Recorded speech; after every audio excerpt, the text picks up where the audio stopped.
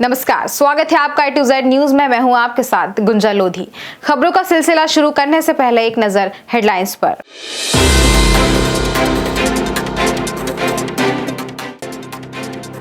राष्ट्रपति के अभिभाषण पर धन्यवाद प्रस्ताव। मोदी ने विपक्ष से कहा, समस्या का हिस्सा बनने से राजनीति चलेगी, अगर समाधान का हिस्सा बने तो राष्ट्रनीति मजबूत होगी।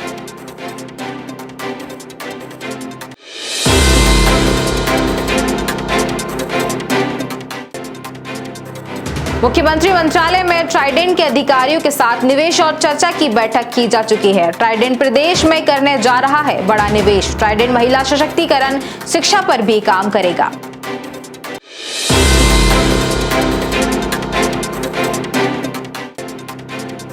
उत्तराखंड आपदा में तपोवन की टनल में फंसे 35 लोगों का रेस्क्यू फिर शुरू। सीएम रावत बोले, कल तक तपोवन प्रोजेक्ट का पता ही नहीं था।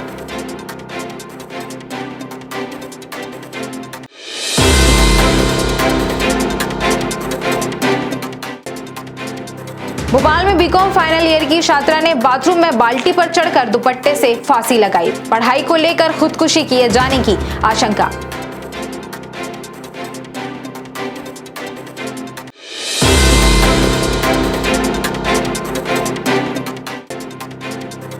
भोपाल शहर के एडीजी एसआई मनोहर और डीआईजी श्राद्ध बली समेत कई पुलिस अधिकारियों ने वैक्सीनेशन सेंटर पर कोविड-19 का टीका लगवाया।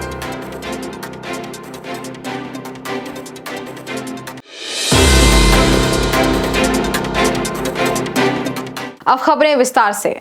प्रधानमंत्री नरेंद्र मोदी राज्यसभा में राष्ट्रपति के अभिभाषण पर धन्यवाद प्रस्ताव पर जवाब देते हुए उन्होंने कहा कि विपक्ष के पास सरकार का विरोध करने के लिए कई मुद्दे हैं। कोरोना के इस हालात में जिस तरह से देश ने कोरोना से लड़ाई की है, उस पर हमें गर्व करना चाहिए। विपक्ष देश का मनोबल तोड़ने वाली बातों में ना उलझें। उन्होंने कहा कि समस्या का हिस्सा बनने से राजनीति चलेगी, अगर समाधान का हिस्सा बने तो राष्ट्रनीति मजबूत होगी। उन्होंने कहा कि पूरी दुनिया चुनौतियों से जूझ रही है, शायद ही किसी ने सोचा होगा कि इन सब से गुजरना होगा। इस दशक के प्रारंभ में ही हमारे राष्ट्रपति ने संयुक्त सदन में जो उद्बोधन दिया, जो नया आत्मविश्वास पैदा करने वाला था, ये उद्बोधन आत्मनिर्भर भारत की राह दिखाने वाला और इस दशक के लिए मार्ग प्रशस्त करने वाला था। उन्होंने कहा कि राज्यसभा में करीब 13-14 घंटे तक सांसदों ने अपने बहुमूल्य और कई पहलुओं पर विचार रखे। सबका आभार व्यक्त करता हूं। अच्छा होता कि राष्ट्रपिता का भाषण सुनने के लिए आप सभी लोग होते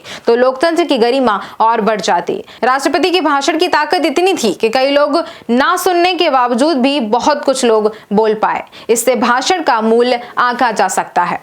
मुख्यमंत्री मंत्रालय में ट्राइडेंट के अधिकारियों के साथ निवेश और चर्चा की बैठक की जा चुकी है। आपको बता दी कि ट्राइडेंट प्रदेश में बड़ा निवेश करने जा रहा है। इस बैठक में फैसले लिए गए, अगले 2 वर्ष में 6500 करोड़ का निवेश ट्राइडेंट करेगा। 15,000 लोगों को ट्राइडेंट प्रत्यक्ष रोजगार देगा। Trident earn learn and grow के सिद्धांत पर काम करेगा। आपको बता दी कि अभी ट्राइडेंट की प्रदेश में 3 लोकेशन पर 5 टेक्सटाइल प्लांट हैं। वहीं ट्राइडेंट महिला सशक्तिकरण, शिक्षा पर भी काम करेगी। बुधनी के पास नर्मदा जी को प्रदूषण मुक्त करने की दिशा में भी ट्राइडेंट काम करेगी। उत्तराखंड के चमोली जिले में तपोवन इलाके में रविवार को हुए हादसे के बाद 203 लोग लापता हैं। तपोवन में ऋषि गंगा पावर प्रोजेक्ट और एनटीपीसी प्रोजेक्ट साइट को सबसे ज्यादा नुकसान पहुंचा है। यहां अब तक अलग अलग जगहों से 14 शव बरामद किए गए हैं। आपको बता दें कि एनटीपीसी प्रोजेक्ट साइट पर 2 टनल हैं। पहली टनल में फंसे 16 लोगों का रेस्क्यू किया जा चुका है। उत्तराखंड के सीएम त्रिवेंद्र सिंह रावत ने बताया कि दूसरी टनल में 35 वर्कर फंसे हुए हैं। 2.5 किलोमीटर लंबी इस टनल में रविवार रात पानी बढ़ जाने के बाद रेस्क्यू ऑपरेशन को रोक दिया गया।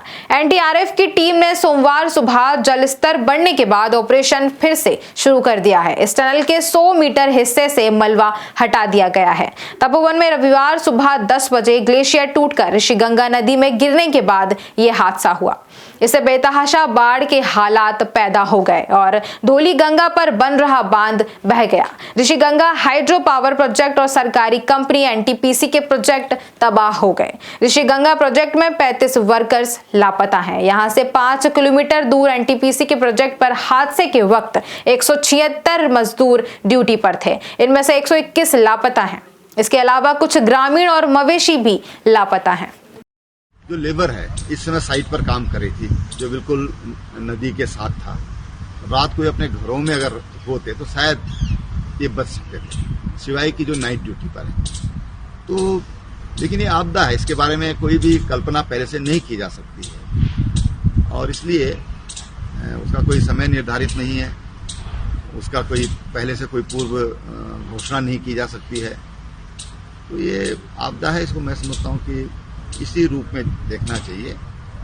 और अब हम क्या कर सकते हैं, जो जीवित हैं उनकी हम कैसे मदद कर सकते हैं, जो नहीं रहे उनके परिवार को किस ढंग से सहयोग कर सकते हैं, वो एक बड़ा विषय है। भोपाल में बीकॉम फाइनल ईयर की एक छात्रा ने घर में सुसाइड कर ली है। उसने बगल के एक निर्माणाधीन मकान में बाथरूम में जाकर बाल्टी पर चढ़कर दुपट्टे से फांसी लगाई थी। पुलिस को मौके से कोई सुसाइड नोट नहीं मिला है, लेकिन पुलिस को आशंका है कि खुदकुशी के पीछे पढ़ाई का एक कारण हो सकता है। सागर की रहने वाली 21 साल की अंजलि पवार पिता बलवंत पवार इंद्र बिहार एयरपोर्ट रोड पर रहने वाली अपने माता पिता और भाइयों के साथ रह रही थी। परिजनों ने कोहिफिजा पुलिस को बताया कि अंजलि बीकॉम फाइनल ईयर की छात्रा थी। रविवार दोपहर में उसने अपने मकान के बाजू से खाली पड़े प्लॉट पर निर्माणाधीन मकान के बाथरूम में फांसी लगा ली। काफी देर तक उसके घर नहीं लौटने पर उसका भाई उसे देखने गए तो वहीं फंदे पर लटकी मिली। घटना की सूचना पुलिस को देर शाम को मिली। इसके बाद पुलिस ने शव को पोस्टमार्टम के लिए भेज दिया। पुलिस को मृतका घटना स्थल और घर से किसी तरह का कोई सुसाइड नोट नहीं मिला है।